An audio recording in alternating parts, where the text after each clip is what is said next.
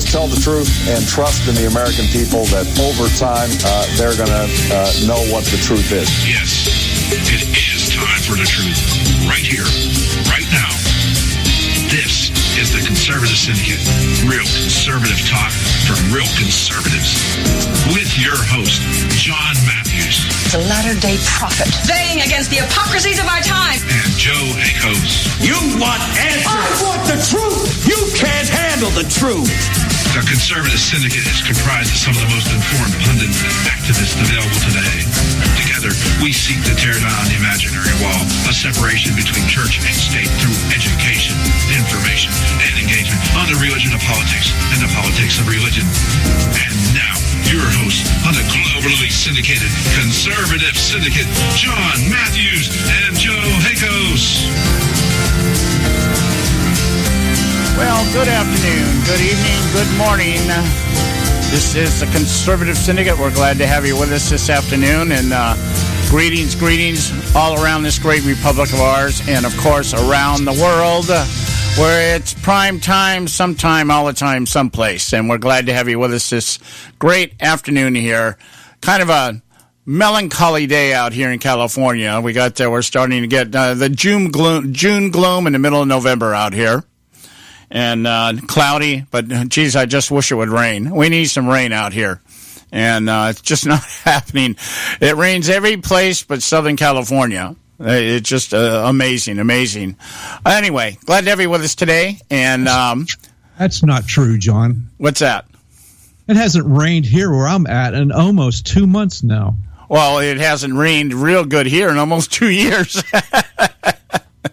We haven't, we really have, we've had some showers, but, out in California, the irony, the climate change capital of the world, and one of the things out here I just love is that if it gets too foggy and maybe there's a little drizzle, we get the local newscasters here on Storm Watch. I love that. It's just...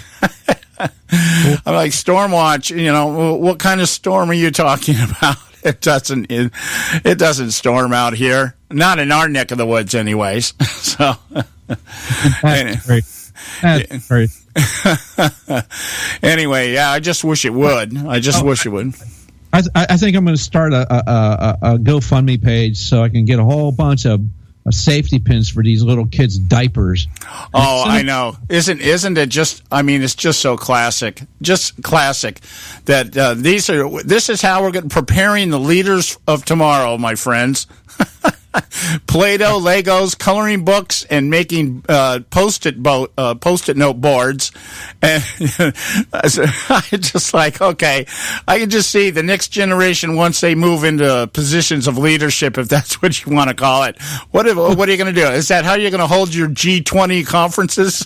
Yeah, I'm looking at this guy Clay Rutledge. He writes this thing. It's a university themselves have been teaching students to see themselves as victims. More and more colleges are creating bias response teams that students can contact if they feel they've been victimized by microaggressions. Amazing. This conference I was at, I off the top of my head just mentioned climate change because I guess it's just something that sticks in my craw. That what we call weather, everybody else seems to think is somehow manipulated through, just the oppressive humanity that we are, that kind of thing. And we got to talking about this. We're talking about droughts and stuff like that, and over the weekend, and we were out there floating these theories here. I don't know how many of you out there listening to us are biblical scholars, but one of the things there is in the 24th chapter of Matthew, where Jesus talks about the end times, some of the things to look for when the end times are coming. And one of the things he talks about are things like calamities and catastrophes, meaning nature. There'll be earthquakes, things like this. There'll be pestilence. He gives us certain indicators. And we were talking about California specifically. And we're talking about, we have this long drought out here in California. And somebody brought it up. Well, maybe this is some form of judgment that we have, because we read all throughout the Bible that God brought drought on certain places. He brought pestilence. He brought insects, locusts, the whole 9 yards. And it was a jocular conversation. It was like nobody was really taking anything super serious. But I said, well, maybe that's what climate change is. Maybe climate change, what we're talking about is the spiritual climate manifesting in physical, because that's a biblical belief, but people like myself, is that that's what calamities and earthquakes and things like that are. It's just, it's science and it's geography and everything else, but what triggers these things? Well, okay, it's this plate rubbing against that plate, or it's, the rising tide or the full moon or whatever, and I'm sure that plays into it. But I just thought maybe that's what we need to do as Christians. Maybe we need to start selling the idea that climate change is a spiritual thing rather than a scientific or physical thing. It's just like politics. The spiritual world plays out in politics. Perhaps that's the same thing when it comes to weather. Maybe. So that it may be. My point being is it may be man-made, but it's because of man's immorality rather than his wanting to drive carbon fossil fueled vehicles, that kind of thing. So we were just having some fun with that, which is easy to do because liberalism today is the ultimate comedy, tragedy, theater, and there's so much of it out there. And it's just like, you look at these university campuses and stuff and you see what's going on out there. I cannot for the life of me imagine going into a college campus and asking where they keep the Play-Doh. Oh, man. We are just in a weird place right now. Where's my chalk? I want to draw happy pictures of little flowers on the sidewalk, okay? I'm just a little bit frightened right now. And then you should go to verse 11 in Matthew 24. Yeah. And false prophets shall rise and shall deceive many. And I think we've seen a bunch of that. Al Gore. One of these things, have you thought about this, Joe? You look at these protesters, most of them are millennials, all right? Most of them didn't probably vote either. Yeah, probably didn't. But, one of the things that has caught my eye, and I haven't really spent the time to really try to analyze it or not, what does Black Lives Matter have to do with racism by Trump supporters? I have, in all the things that went on during his campaign, and all the accusations that were out there, I don't understand how the Black Lives Matter people took the most offense to any and all comments that were misconstrued by the media about Donald Trump when he never really specifically ever said anything bad about the black community other than that they'd been screwed. I never heard him say, let's send all the blacks back to Africa, or they're all rapists or they're all drug addicts or anything. I can't remember him ever making any comments directly associated with being black. And yet they seem to have taken the most offense at everything that was, misconstrued by the media, because most of it was misconstrued. It was out of context. And like you mentioned yesterday, the white nationalist movement. Who's headed that up? Where did that come from? I still can't. You gave me something to think about. I rolled that in my head all night. And I'm thinking, is there any whitenationalist.org out there?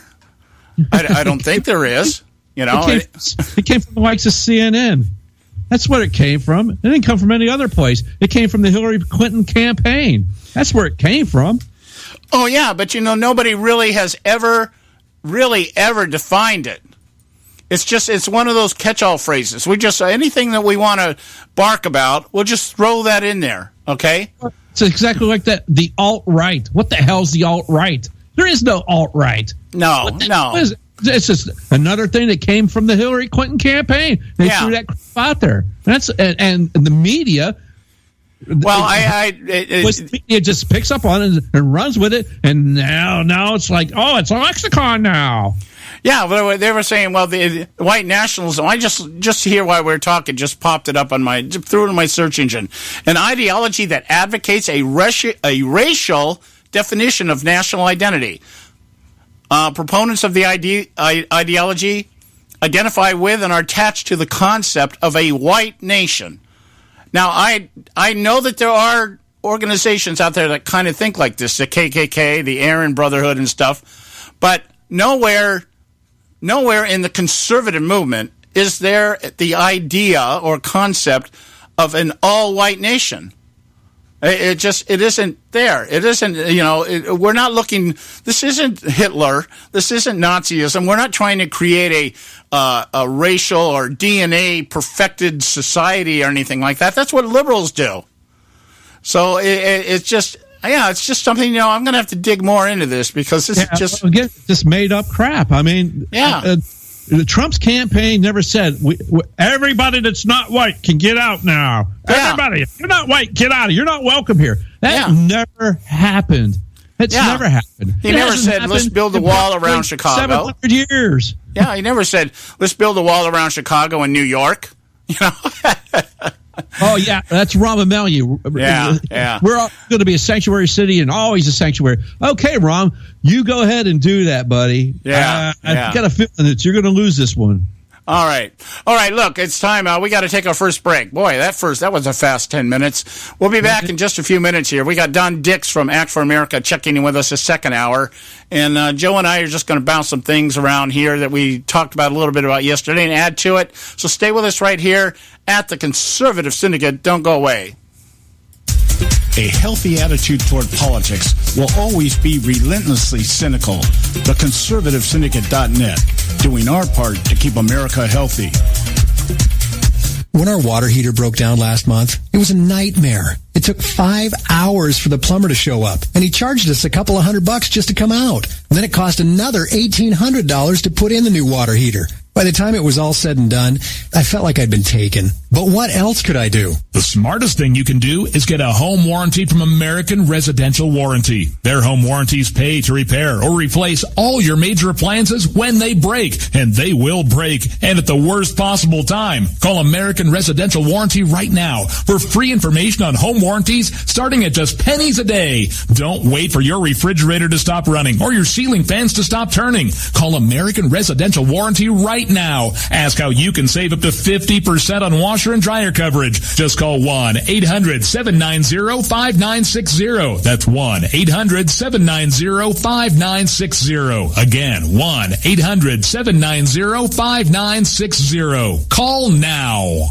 Limited time offer, 24-month commitment and credit qualification require cancellation fee, auto pay, and paperless billing and other restrictions apply. If you can't see the difference, why pay the difference? Switch to Dish for the best deal in entertainment. Only Dish brings you the best in entertainment for less than $20 a month. Cut the cable and don't get directed. Switch to Dish because at just $19.99, Dish saves you every time you turn on the TV. It's so simple. The same channels cost less with Dish. So since you can't see the difference, don't pay the difference. Switch to Dish for the best deal in entertainment. Get premium movie channels free for 3 months, starting at just $19.99. Dish saves you every time you turn on the TV. Call now to save with Dish. Dial 1-800-600-1645. That's 1-800-600-1645. The same channels for less than $20 a month. Dish. Call 1-800-600-1645 for details. Hey folks, if you're like me, you don't place a whole lot of trust in today's media for the real truth and facts regarding the volatile world of finance and politics.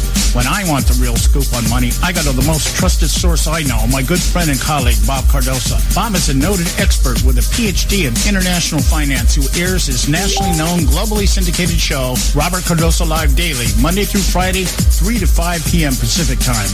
With Bob, you get the right information at the right time from someone who knows his business and can help you make the right decisions concerning yours. Again, Bob airs daily, Monday through Friday, 3 to 5 p.m. Pacific time. Visit his website at robertcardosolive.com for information regarding stations and topics. That's robertcardosolive.com. Check Bob out. You'll be glad you did.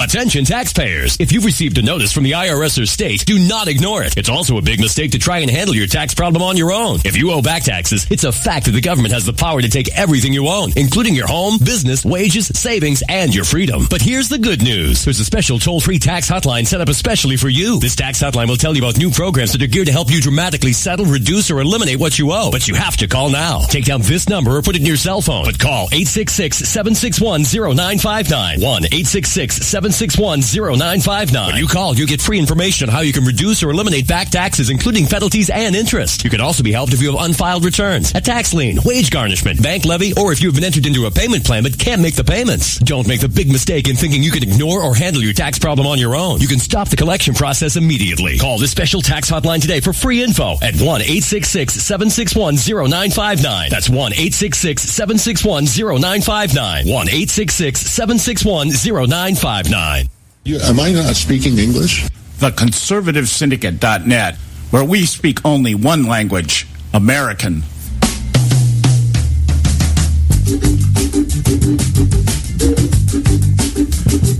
All right, hey, we're back. The Conservative Syndicate, real conservative talk from real conservatives. I'm your host, John Matthews, along with Joe Hakos. And I just looked up during the break here. There are some people out there who do identify as white nationalists. Okay, now I'm going to give you a source here, and it's not the best source. In fact, I would not use this source on any other terms except the fact that the man that they write about here calls himself a white nationalist. So the rest of the article is pretty much bunk, but at least this one guy claims he is I guess the most prominent white nationalist out there. You remember back during the primary, it happened out here in California. Trump's party we're picking delegates out here, and they picked a gentleman by the name of William Johnson. And it turned out that this William Johnson is a prominent member of what's called the American Freedom Party.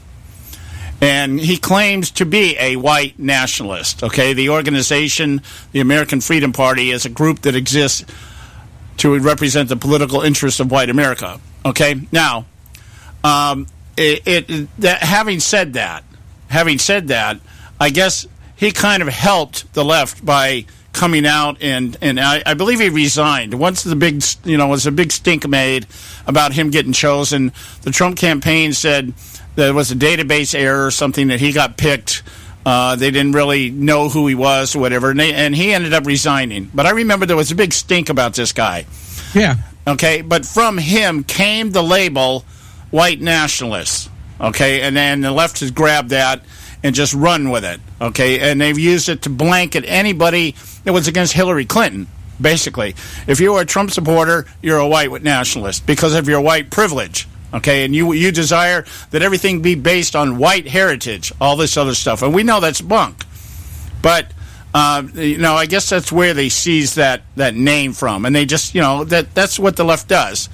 You have a trophy wife and you just, everything is attached to that. That kind of thing. You wouldn't get a wife like that if you weren't a billionaire, that kind of stuff. So anyway. So... anyhow, I just, that's for your information, out there. And it's really funny. They got a nice little graphic here of the KKK with the normal cross, the normal cross that the KKK uses. It looks almost like an iron cross. Well, they got moved a little bit on this KKK uniform where it forms a T instead of a cross. I don't know. These people are just so absolutely out of their freaking minds. It's just, I don't know how, I don't know how we could be that stupid as a people. How can we put a man on the moon and not figure out Hillary Clinton is corrupt? How do you not figure that out, that kind of stuff out, John, and it's like, how did we put a man on the moon and people kept re-electing Harry Reid to the Senate? Yeah, or John McCain for that matter, huh? Yeah, I mean, come on. That is Gruberism, in full flight right there. Just dumb enough to do it. But one thing in the press conference yesterday, we can talk a little bit about that right now. If you really listen carefully to Obama's press conference yesterday, he pretty much laid the blame on Hillary Clinton's defeat on Hillary Clinton. And you got to kind of read between you got to understand the way liberals talk, that when they're criticizing their own, they try to make it sound ambiguous and generalized and everything. They don't really want to ever mention names. Uh-huh. But there was a section in there. Let's see. I'm just seeing if I can find it here. Well, let's give this guy credence. Here's what he said in this: a federal government is working better and more efficiently. Really? Right now? The federal government's working better and more efficiently right now. That's crap. Here, let me give you an example of why I say that's crap. I had to go buy some HDMI cables for my unit.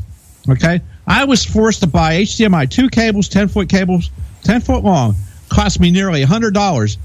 And all it was, I went to the same place that these people bought these from, and they bought them for $6 a whack. They bought them for $12.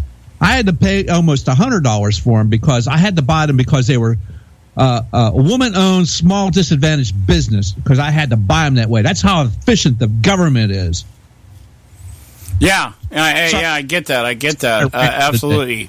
Ridiculous. I was looking at. I'm trying to find the part in his press conference yesterday where he was trying to explain in his own special way how and why the Democrats lost.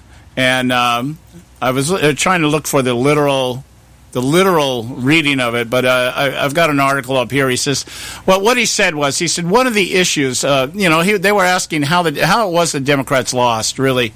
And he said, one of the issues the Democrats have to be clear on one of the issues the Democrats have to be clear on is, given population distribution across the country, we have to compete everywhere. Now, this is his community organizer mode here.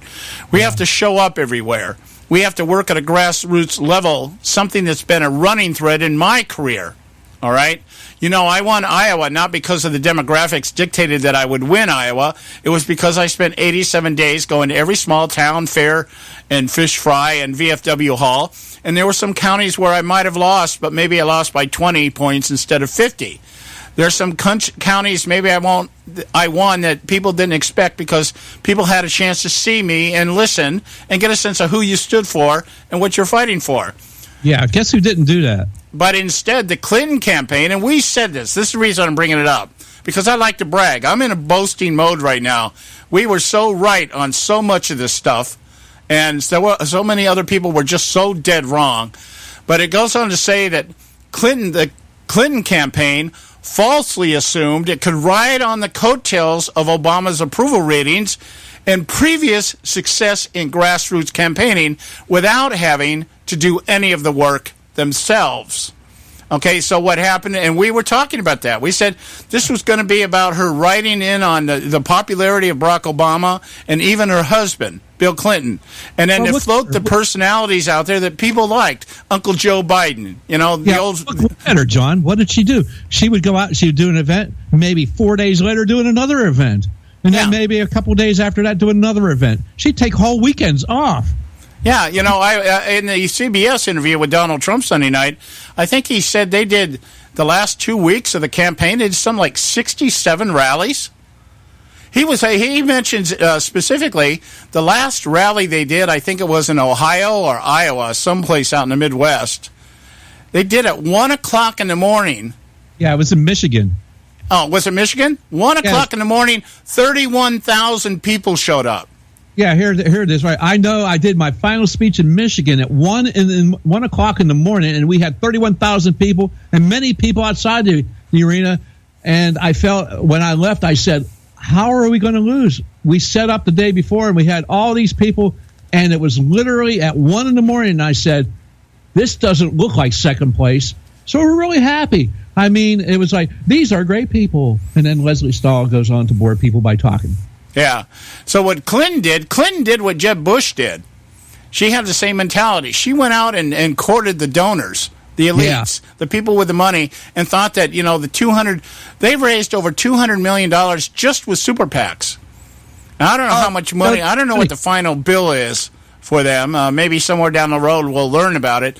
But the point being is she thought she was like Jeb Bush. He was just going to put together a massive war chest, wait for Super Tuesday to kind of sort out the people and put them in a position that didn't have any money and couldn't continue to run.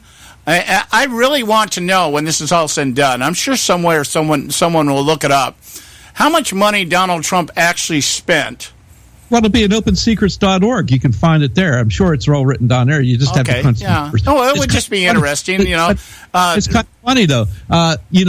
She did that. You would have thought she would have got a clue when she had to struggle to beat that curmudgeon guy, Bernie Sanders, in a primary that they had to cheat to win. But now, the best part of this is, what happens now with this foundation that was founded and kept running on the assumption that Hillary Clinton was going to be president? So these people were paying them money for power and influence to that foundation. What's going to happen with that now? Yeah. And the whole thing just feeds this bigger narrative that I keep driving home, because we as the electorate really have to understand what did actually take place this election cycle, because the media hasn't figured it out yet. The elitists haven't figured it out, and apparently Clinton never figured it out either. She went after the money and the influence and the connections of the very establishment that the rest of the country on both sides of the political asylum were rejecting. Bernie Sanders did as well as he did because those millennials out there that are protesting right now didn't want the same thing. They didn't want business as usual. The Trump movement didn't want business as usual. Where they're tired, people are tired. We're tired of being marginalized. They were tired of the corruption. They were tired of the status quo in Washington on both sides of the aisle. Clinton seemed to think that her money was going to trump that. It was going to push that out of the way. Once Sanders was removed, everybody would get over their little temper tantrums, and they would all side up with Hillary because she was going to be the first woman president. Yeah. and it didn't work. It didn't work. No, not at all. I mean, in fact, and the reason why it was even as close as it was is because of the media wanted her to be president. I mean, for crying out loud, if she didn't have them, she wouldn't have been this close as it was. Oh, yeah. Let's take what you just said, Joe. Let's put this in complete context, everybody. Let's just think about this for a minute. We had somebody completely, for all intents and purposes, outside the political establishment. Now, he played the establishment when he needed political favors, but I'm talking about somebody that was actively involved in politics. He was not. Okay, he overcame that. He overcame 16 other candidates that were all more established and had better reputation within the establishment circles. Anyone and had held offices previously. Yeah, and even Ted Cruz was in a more viable category in terms of being in office, having some experience, understanding a little bit how the system works, or I think he understands very well how it works. But the point being, everybody else that took that stage had some connection with the political system in this country actively, whether through office or through activism or whatever. Now, let's take that and say, okay, he overcame that. He overcame opposition from these establishments on both sides of the political asylum. Yep. And he overcame the media. The media who is probably the most influential force in the country right now, whether you like it or not. Very influential. And he overcame all those things, and he overcame the money. He overcame it all and won. That just demonstrates, it exemplifies just how much of a shift this country went through in terms of not giving a rat's ass about what's going on in the political circles. Let's put somebody up there that's audacious, bodacious, rude, crude. Yeah, let's get somebody that talks like we do. Let's get somebody that thinks like we do, and let's see if we can't stop this mess. That is it in a nutshell. And I'm still listening to the media trying to explain this away within the media template of thinking. And the other thing is, he defeated the Obama, the Clinton, and the Bushes. Yeah. The three political families that have been in control of our politics for the past 25 years. Yeah, and he beat them all handily, especially the Bushes. He put them to sleep real early. Yeah. So, anyway, all right, look, we're at the bottom of the hour here already. I can tell this is going to be a fast day. This is going to be a fast day. We'll be right back. Stay with us right here at the Conservative Syndicate. Don't go away.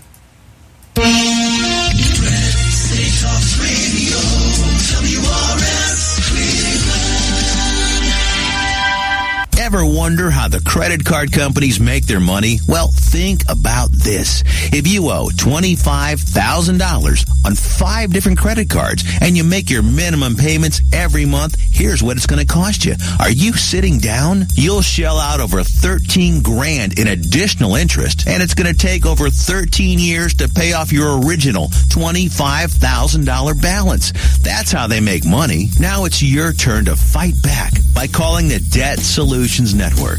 We'll work on your behalf to reduce your debt. We specialize in credit cards, retail store cards, and medical bills. We promise we can and will reduce your debt. Call right now for a free 15-minute debt analysis. 800-709-4392. 800-709-4392. 800-709-4392. 800-709-4392. Expand your life with Expandovite. When I had a heart attack at 42, I was not sure what the future held. But a year later, the doctors could find nothing wrong with me and took me off all my medication. What did I do? I took a herbal mixture of garlic, cayenne, and a few other herbs mixed in liquid form. I now call this Extendovite. I would have never believed that a few simple herbs could actually change my life like they did. Now it's your turn to see what the powers of garlic and cayenne can do for you. For only $69.95 plus shipping and handling for a 2-month supply of either capsules or liquid, you too can begin on your path to better health. For more information, call 1-877-928-8822. That's 1-877-928-8822. Or visit our website at heartdrop.com. Expand your life with Expandovite. I've owned my company for 14 years now, and I can tell you that payroll is a 4-letter word. I hate doing it. It eats up hours I don't have, and it costs me money I could be saving. But my accountant's too expensive, and I'm not sure who to call. But I know I need help. We're Paychex, and we take all the hassles out of small business payroll. We save you time and money. It's easy. Call, fax, or give us your payroll information securely online, and we take care of the rest. We calculate the correct taxes, manage payments and direct deposits. We even send out your checks. Payroll doesn't need to be a 4-letter word anymore. We're so sure that we can save you time and money that we'll give you a month's payroll free. Just for calling 877-663-3830. Get 1 month's payroll for free. Call Paychex right now. 877-663-3830. That's 877-663-3830. Hey, I don't back anybody unless I believe in them. And I do believe in the value of investing in gold and silver. And the company I trust to buy my gold and silver from is Swiss America. I've been working with them for nearly a decade. I trust them, and you can too. Swiss America will help you sort through and find the best options available when you're considering investing in gold and silver coins. Listen, for over 30 years, Swiss America has been offering Americans what they want in their investments: safety, liquidity, quality, reliability, and a potential profit. Gold and silver have a place in every investor's portfolio. So why not let Swiss America help you diversify your investment portfolio now? Call now for free information. 800-978-3907. 800-978-3907. 800-978-3907. 800-978-3907. If you've got joint pain, let me ask you a question. Would you like a high-quality knee, back, shoulder, or ankle brace at little or no cost? But just in case your reception isn't great, let me ask you again. Would you like a pain-relieving knee, back, shoulder, or ankle brace at little or no cost? Well, if you have Medicare insurance, you could qualify for these pain-relieving braces at little or no cost. And these are high-quality braces. They are very comfortable, and they've helped thousands relieve their pain. Now, I'd like you to imagine going on vacation, playing with your grandkids, just living your life again without pain. The Mobility Hotline is a referral service that connects folks with Medicare coverage and other insurance to accredited companies offering pain-relieving braces at little or no cost. And don't you worry about the Medicare paperwork. They'll handle it all for you. And they'll deliver your braces for free. Call the Mobility Hotline now. The call's free. 1-800-557-6150. 1-800-557-6150. 1-800-557-6150. Am I not speaking English? TheConservativeSyndicate.net, where we speak only one language, American.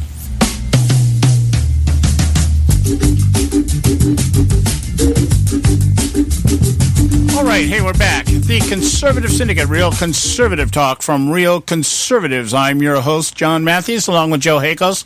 Let me get back. We were talking here about the break, about, the Clintons, just like everybody else out there in the elitist world of politics, completely misread the tea leaves. I like using that phrase because it kind of kills two birds with one stone. It reignites the idea that the Tea Party, though at this point in time perhaps a little bit more discombobulated and disorganized, but at least they had the right idea. And this whole idea that everybody missed it. What happened here? I want to bring back here Barack Obama's response yesterday at his press conference when he was asked about the harsh words that were exchanged between him and Donald Trump during the campaign here. And I'll read you the question here. This is from Martha Raddatz, one of the staples over there at ABC News. When George Stephanopoulos is on vacation, we got to listen to this raghead. All right, now, the question was, some of the, thanks, Mr. President, apparently something inaudible here. Some of the harsh words you had about Mr. Trump, calling him temperamentally unfit to be commander-in-chief. Did anything surprise you about President-elect Trump when you met him in your office? And also, I want to know, does anything concern you about a Trump presidency? Now, this is Barack Obama's response here. And I think it was almost, the tone of it was almost envious. He was kind of, here's what he says. What's clear is that he was able to tap into, yes, the anxieties, but also the enthusiasm of his voters in a way that was impressive. And I said so to him because I think that to the extent that there were a lot of folks who missed the Trump phenomenon, that's what we were calling it. The Trump phenomenon, I think that connection that he was able to make with his supporters, that was impervious to events that might have sunk another candidate. That's powerful stuff.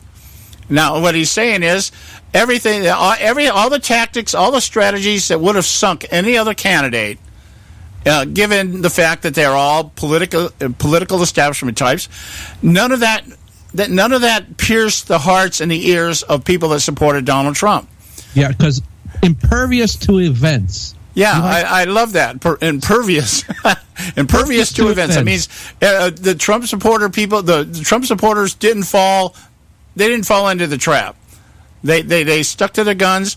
As I said yesterday, it's a phrase I think I'll probably keep using here. They didn't care if Donald Trump had a harem of Miss Universes and a marketed moonshine for the KKK. They didn't care about any of that. What they cared about was, we are tired of being marginalized. We are tired of the corruption. We're tired of a government that works on its own behalf and does nothing for the people. Period. End of subject, end of story. And let's not forget, that was Donald Trump. That was Barack Obama's strategy when he ran for office back in 2008. So Trump, basically, if you really want to be realistic about it, Trump came in with his own hope and change campaign, And it just trumped the hell out of what Obama had been selling the nation, because Obama's campaign and subsequent administration was nothing about hope and change. It was about change, but it wasn't about hope. It was about, I guess it was his hope. My hope and change is that I can fundamentally transform the United States into a third world banana republic that will, submit and allow itself to be put under my dictatorship. Okay, that's what that was all about. I am the president. I decree, and everybody else just gets it done. I remember. I was thinking here, Joe. I don't know how much you followed Fernando Marcos's reign when he was over in the Philippines. Were you ever really interested, or did you ever follow that guy at all? I just know that he was. Well, Obama wish he could have been that guy, actually. Yeah, well, I'll tell you what, he was a character, and he had a phrase. It was a catchphrase, and I think about it every time I watch Star Trek reruns. The newer versions of Star Trek, the one with Picard, Captain Picard, right? And, they had to change. I don't know why they felt they had to, but they had to change the commands to make it sound more, I don't know, politically correct or whatever.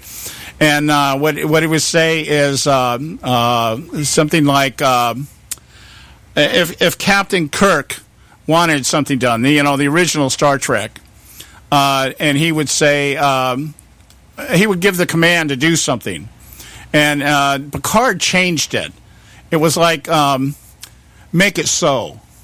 Make it so. That was a command. They'd say, well, he'd give an order, set the course for so-and-so and so-and-so, and engage on my order, all right? And so then he'd go, make it so, instead of saying what the traditional way of saying it. But my point is, Marcos had a line, make it happen. That was his favorite line. He would tell somebody would come up to him and say, this is the circumstances, this is the situation. He would assess it, make a decision, and then he would look at his people and go, make it happen. And that was it. And that's what Barack Obama wanted. Barack Obama wanted an administration where he just decrees and then says, make it happen. And because it's the right thing to do. All right? So anyway, I'm having fun today. My mind is going in circles today because I am what's the word? Giddy. I'm really giddy watching everybody chase their tails right now, trying to figure out what the hell happened. It's funny. It's funny. And then you brought up something yesterday, Joe. I wanted to throw this back out there because you brought up a point that I said we're going to keep reiterating this to our listeners. The second part of this answer to the question about the temperament of Donald Trump, he says, do I have concerns? Absolutely. Of course I've got concerns. He and I differ on a whole bunch of issues. But the federal government and our democracy is not a speedboat. Yeah, see, there's that word again, democracy. Yeah, that's the one. That's where that set me off yesterday, yes. Yeah, so then he turns around, which really was the purpose of the press conference yesterday, to, again, tout all of his accomplishments. All right? He says, I'll use as an obvious example where we have a difference, but it will be interesting to see what happens in the coming year. And that's the Affordable Care Act. See, he doesn't call it Obamacare anymore. Remember when he used to say, I'm kind of like that word now. He doesn't use it anymore. All right? Obviously this has been the holy grail for Republicans for over the last 6-7 years, was we got to kill Obamacare. Now that has been taken as an article of faith, that this is terrible, it doesn't work and we have to undo it. But now the Republicans are in charge. They got to take a look and say, let's see. And then he goes into his thing. We got 20 million people who have health insurance who didn't have it before. Health care costs generally have gone up at a significantly slower rate since Obamacare was passed before they... All right. Now, guys, a lesson in liberal doublespeak. All right? He can't deny that the rates have gone up. So he has to play it down. They've gone up, but at a slower rate since Obamacare was passed. I don't know, 73% rise in cost and prices over a period of what? 5 years? I don't know of anything that has risen that fast. Well, and then the rest of that line where it's, which has saved the federal treasury hundreds of billions of dollars. You know what? If you didn't have Obamacare, you wouldn't have had to save the treasury any dollars. Yeah, and exactly. You're exactly right. And people who have health insurance are benefiting in all sorts of ways that they may not be aware of. See, this is the narrative of Barack Obama. The economy has recovered. You just don't know it. Okay? More people are covered. You just don't know it. The cost may be rising, but the trade-offs have been great. You just don't know it. Okay? So everything from having lifetime limits on the claims that they can make to seniors getting prescription drug discounts. I can tell you, and I've already recited that. I won't do it again. The prescription costs on drugs is phenomenal. We have my wife 700% increase on a copay. I'm not even talking about the drug itself. I'm talking about the copay from $70 for a 3-month supply to $700. Okay, and she's a senior. She's on Medicare. Don't sit there and tell me that the cost of prescriptions is lower. And then they tout out the big one. Though I guess this is the buzzword. Free mammograms. Who the hell cares? I don't need a mammogram. Do you need a mammogram, Joe? Not today. No, thank you. Okay. I'm trying to cut back. I'm trying to keep my boobs from getting smashed today. Well, it's just, you tout those little things out there. The mammograms, what's that? They're alluding to what? Planned Parenthood. Parenthood. Okay. So all this, it's just, and he does this all throughout the press conference, coming back to a place. How are you going to replace it? Are you going to change the policy that kids can stay on their parents' health insurance plan until they're 20? At 26-year-olds, you're not a kid. All right? Well, although you may act like one. Yeah, you may act like one. You may be out there protesting right now and playing with Legos at your nearby university, but you're not a kid. Hoping to play with your little pet doggy who's going to make you feel better. Yeah. If, on the other hand, whatever they are proposing results in millions of people losing coverage and results in people who already have health insurance losing protections that were contained in legislation. Hey, dude, we lost protections through the Obamacare, through the Affordable Care Act. That's why people who had it had to let it go, because they lost a lot of the benefits. They weren't covered under it anymore. Okay, so we traded off whatever we traded off so that we could all have maternity leave. This is sick. And then he sticks him with the next line, John. Let's see, what's that? We're going to have a problem? No, well, he goes, and I think it's going to be unique to me. I think the American people respond that way. So I think a lot of issues, what you're going to see is now comes the hard part. Now is governance. You get that, Donnie? You're going to have to govern now. Yeah, and then turn around and then follow that up. This is the line that got me. We are going to be able to present to the incoming administration a country that is stronger. Oh, gee. A federal government that is working better and more efficiently. A national security apparatus that is both more effective and truer to our values, his values, not our values. Energy policies that are resulting in not just less pollution, but also more jobs. What country is he talking about? I don't know, Venezuela. I don't know. Meanwhile, I'm paying 700% more for a couple cables because I have to use their efficient government system. Yeah. If what you're telling us is true, Mr. Obama, then how in the hell is it that you guys just got your ass whooped? Why aren't the people in the streets celebrating that Hillary Clinton is going to be a third Obama term and all the great stuff you did? It's still going to be preserved. It's going to be held in place because it's just so damn good. Yep. How delusional can you get? We got to go on a break here. We'll be right back. Stay with us right here at the Conservative Syndicate. There is an old saying, children should be seen but not heard. At no time is this more apparent than when politicians speak. TheConservativeSyndicate.net, the adult in the room. Hey folks, if you're like me, you don't place a whole lot of trust in today's media for the real truth and facts regarding the volatile world of finance and politics. When I want the real scoop on money, I go to the most trusted source I know, my good friend and colleague, Bob Cardoso. Bob is a noted expert with a PhD in international finance who airs his nationally known, globally syndicated show, Robert Cardoso Live Daily, Monday through Friday, 3 to 5 p.m. Pacific time. With Bob, you'll get the right information at the right time from someone who knows his business and can help you make the right decisions concerning yours. Again, Bob airs daily, Monday through Friday, 3 to 5 p.m. Pacific time. Visit his website at robertcardosolive.com for information regarding stations and topics. That's robertcardosolive.com. Check Bob out. You'll be glad you did.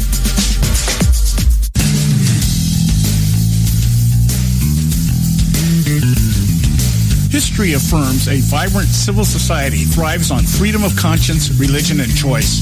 Any society absent these qualities stifles individual responsibility and accountability, thus enslaving its people by denying them their potential for goodness, creativity, and altruism. To that extent, oppression, coercion, and totalitarianism are multiplied exponentially. To counter such outcomes, the American Freedom Alliance was formed. The AFA is a nonpartisan, non-aligned movement which promotes, defends, and upholds Western values and ideals. The Alliance strives to build an international coalition of citizens of the West who together promote and protect moral values, democracy, and freedom. To find out more and become part of this valuable asset in the preservation of freedom and all its rewards, contact us at AmericanFreedomAlliance.org. That's AmericanFreedomAlliance.org. Let freedom ring. Am I not speaking English? The Conservative Syndicate.net, where we speak only one language, American.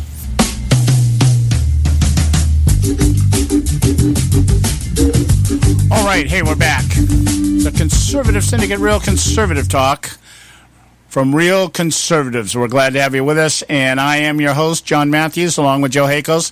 I just got a note from Don Dix. I just want to mention this real quick because I wondered when it was going to get rowdy down here in Southern Cal. Okay, I know up north, the Berkeley crowd, they're always, they're walking point out on all these protests and the Occupy Wall Street and the Black Lives Matter and the sanctuary cities and all the other crap that goes on up there on a regular basis. I wondered when it was really going to hit down here. But Don had just sent me a quick note here that he might be late getting on the show because he's got to get back from his office. And because there's students out there trying to shut down the 91 freeway. Run them over. Yeah, and then he types about 10 minutes later, he types in, never mind. So apparently whatever the obstacle was, it has been removed. And I was thinking, did you see that little video that's gone viral out there about the protester that ventured out in the street last night and got run over? Good. That's all I can say is good. Yeah, it was... it's a rioter, and fine. Yeah. Get out of the street, moron. Yeah, and it was some kind of video out there. USA 365 News. Where was it at? It was I-95. That's your neck of the woods, isn't it? I-95. Yeah, it's over up and down the East Coast. Yep. Yeah, it could be. Well, like we said the other day, we're going to find these places. It's where did we have any uprisings and any kind of issues going on throughout the summer campaign of this? That's exactly where you're going to find these riots go on because. Oh, I'm sorry. It wasn't the 95. It's out here in California, Interstate 5 down La Jolla. That's down San Diego. Yeah, that's you guys, man. Yeah. Okay. Education, not deportation. They were shouting as long as the guy got run over. Okay. A woman walked out into the line of traffic and was struck by a car. Go figure. Then the crowd shouted, "Get the F off the highway." Well, the law of physics, my dear. Yeah, exactly. Hey, just like some things we're not going to hear about too much longer. One being the Electoral College, the other is voter fraud. We probably won't hear about voter fraud for another 3.5 years. And then the Electoral College. We're not going to hear about that in a little bit either because the Democrats know that they're going to. Although I think it was Boxer that decided to put out some kind of amendment or a bill today to get rid of the Electoral College. Oh yeah, I know. Did somebody actually submit a bill? Yeah, one of your California buddies out there. What's her name? think it's Feinstein or Boxer, one or the other. Well, it wouldn't have been Boxer because she's on her way out. It would have had to have been Feinstein. Could have been her. Yeah. Yeah, but either way, it doesn't really matter because it ain't going to happen because you need 3/4 of the Senate and the House, and and 2/3 of the states to go ahead and change that constitutional amendment. But I like what Trump had to say about this thing. If the election were based on total popular vote, I would have campaigned in New York, Florida, and California. And that's it. Well, and that's what we were talking about before. That's the reason why we have it. Otherwise, other states wouldn't have a say in it. Just the huge population centers would be that, and everybody else would have to follow what those asshats have to say. Well, I stand corrected. I just looked it up. Barbara Boxer's the one launching the bill. See, I told you. I guess her parting shot, as she leaves. And don't call me ma'am. Yeah. Call me senator. I'm sure I've earned it. Yeah, you sure have, you ignorant. Hey, Watts. I wish we had an electoral college out here in California when this bimbo was elected. Well, I mean, again, you wouldn't have heard a thing about the electoral college had Hillary Clinton won. Yeah, exactly, absolutely. But and it is one of the things in Donald Trump's interview with 60 Minutes the other night. What was her name? Leslie Stahl was her name. Who was it interviewed her? Leslie Stahl. Yeah, that's correct. Okay. And she was, she asked him about the Electoral College. You said the game was rigged. Donald Trump, I guess, at one time said he didn't like the idea of the Electoral College, but she said, without it, you wouldn't have got elected. And he kind of hee-hawed around a little, but he did come out and say, "Well, I'm not going to change my views on it just because I won." Which is the proper stance to take. You're not just going to change because, I won. So, everything I was saying to get elected doesn't mean anything. Now you're just like the other guy, the other gal in this case. But anyway, we'll hear. It'll be a little bit of noise for a little while. Give Barbara Boxer something to talk about as they're packing up her office. But we won't hear about it again until the next election cycle. I guarantee you, the Democrats, I bet you they even put it in their platform next time around, that we need that constitutional amendment. But the point being is, the Democrats really will never try to do anything by constitutional amendments. They'll never go through the process because they'll never get 3/4 of the Senate and 2/3 of the state to go with whatever it is they want. It just won't happen. Because people inherently know that it's the only people that go along with it are the ones that are just as dumb and stupid as they are. But apparently, the Trump election showed us one thing. America may not just be as stupid as we thought it was.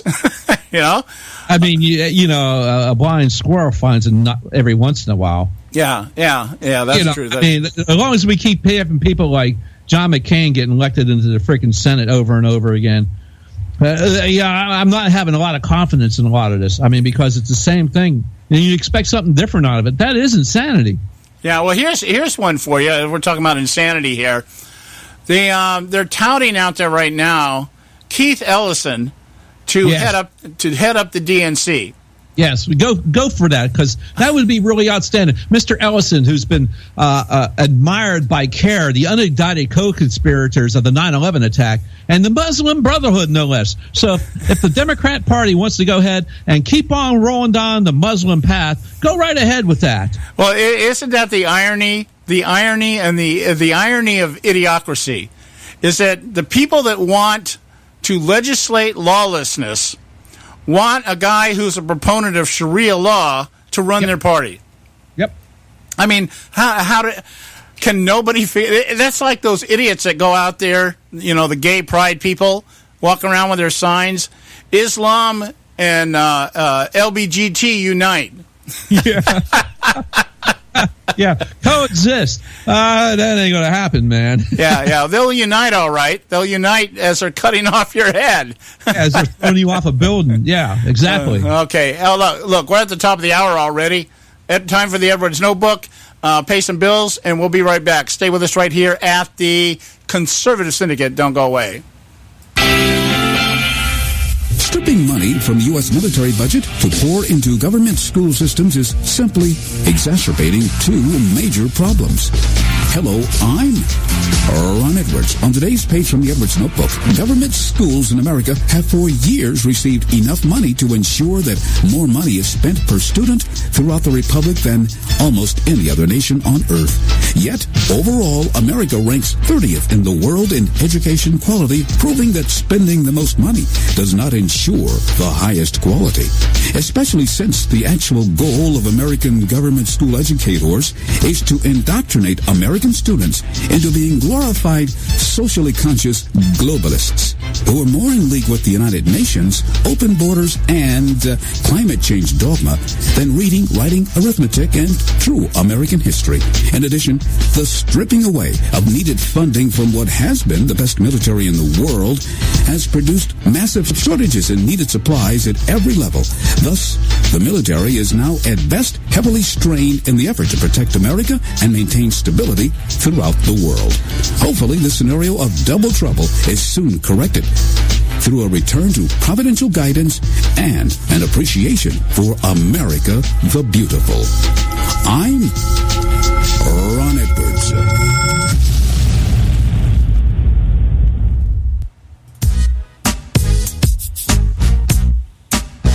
A healthy attitude toward politics will always be relentlessly cynical. The Conservative Syndicate.net, doing our part to keep America healthy.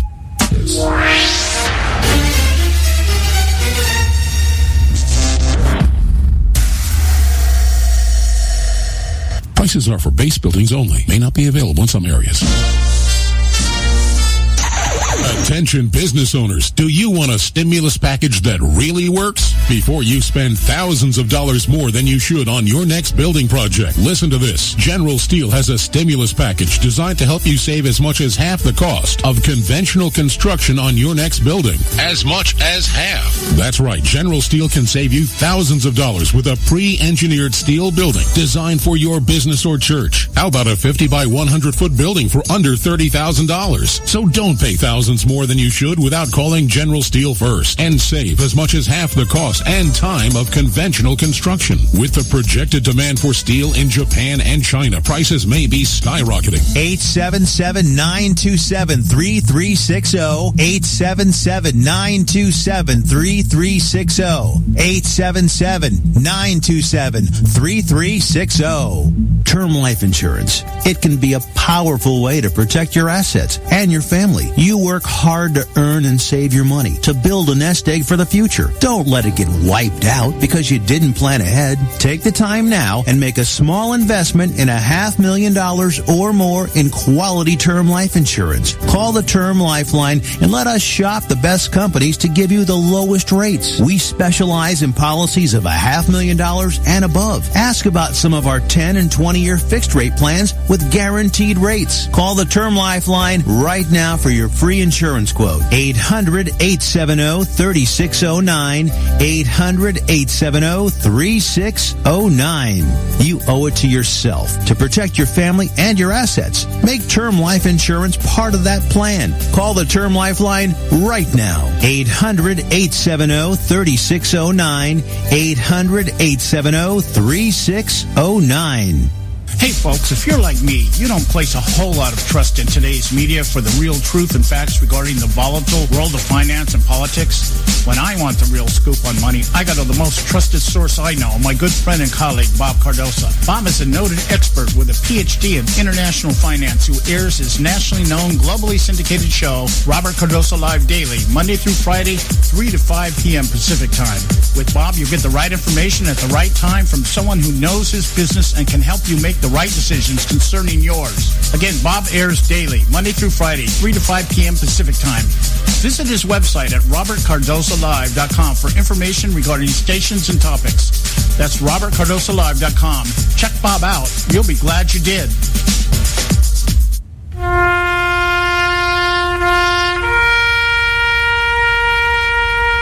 Read something recently worth thinking about.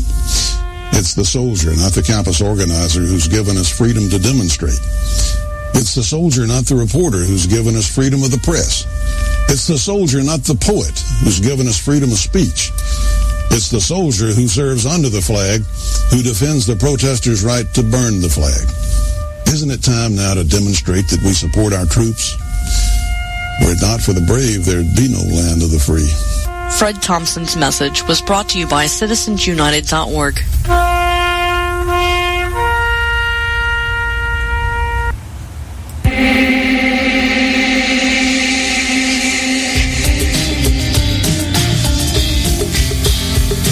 All you can do is just tell the truth and trust in the American people that over time they're going to know what the truth is. Yes, it is time for the truth. Right here, right now. This is the Conservative Syndicate. Real conservative talk from real conservatives. With your host, John Matthews. The latter-day prophet. Baying against the hypocrisies of our time. And Joe Akos. You want answers. I want the truth. You can't handle the truth. The Conservative Syndicate is comprised of some of the most informed pundits and activists available today. Together, we seek to tear down the imaginary wall, a separation between church and state through education, information, and engagement on the religion of politics and the politics of religion. And now, your host on the globally syndicated Conservative Syndicate, John Matthews and Joe Akos. All right. We're back. Hour two right here at the Conservative Syndicate. Real conservative talk from real conservatives. And we're glad you took the time to join us this afternoon. And we were talking all, just kind of hodgepodge of things the last hour here. I think this hour we'll get more into. I really do want to spend some time talking about Donald Trump's interview on Sunday on 60 Minutes. There's a couple of things that I think, he handled himself pretty well. But there's a couple of things that kind of concern me. The way he responded, kind of almost, I would say, for a lack of a better term, hesitant to just come, with that Donald Trump style of in your face. A couple of things out, especially when they were talking about prosecuting Hillary Clinton. I think that this is something I truly believe that if he does not at least make the appearance that he's going to go after her, he's going to do himself some damage, much more than if he goes after her, which the media is trying to say if he does, that will damage him. And see, they still haven't figured it out, or they're still in denial that, their little template, their little way of thinking is that, you go after Donald, you go after Hillary Clinton now. Now we know you're doing it just because you're a sexist. That'll be the argument. Not that all of a sudden her corruption is not the forefront of wanting to go after her. But I really think he has to at least put out the appearance that he's going to try to go after her. And I'm not sure how he's going to deal with that. I'm looking at here. I don't know if you're scanning while I'm talking, Joe, but he was asked about that. And I'm going to see if I scroll through here. And anyway, I'm scrolling through. Are you scrolling, Joe? Yeah, I know what you're talking about. Yeah, there was. Yes, like if the thing is I don't think he's just showing his cards right now. No.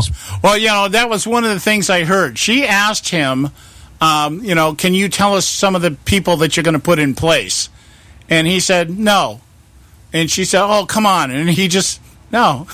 And I think that's going to be a lot of the things that are going on. He's not going to come out and tell everybody what he's doing before he gets in office. It'll give him too much time to prep to start attacking it once he does.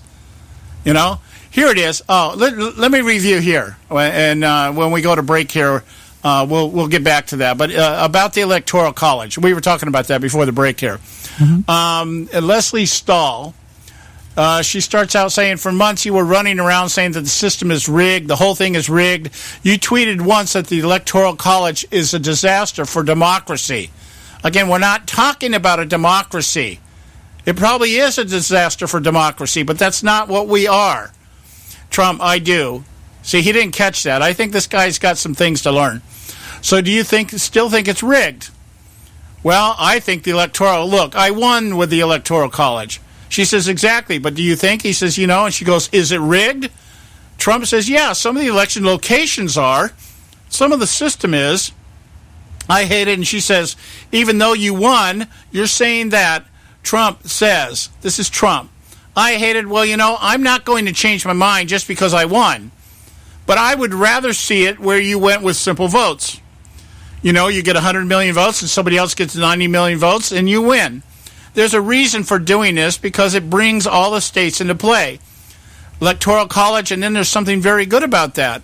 But this is a different system, but I respect it. I do respect the system. So he's expressing that he, too, would prefer popular vote over the electoral college system. But here's the deal. One thing we probably never will know is how many of those votes were fraudulently gained. We have no idea. The big states, remember when they were talking about going into Texas?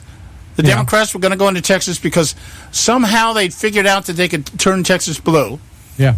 Okay, and what happened? The machines were rigged. How about Pennsylvania? They had a problem. What happened? The machines were rigged. Or was it Virginia? Was it Virginia? Oh, they had a problem in Pennsylvania, too. Yeah.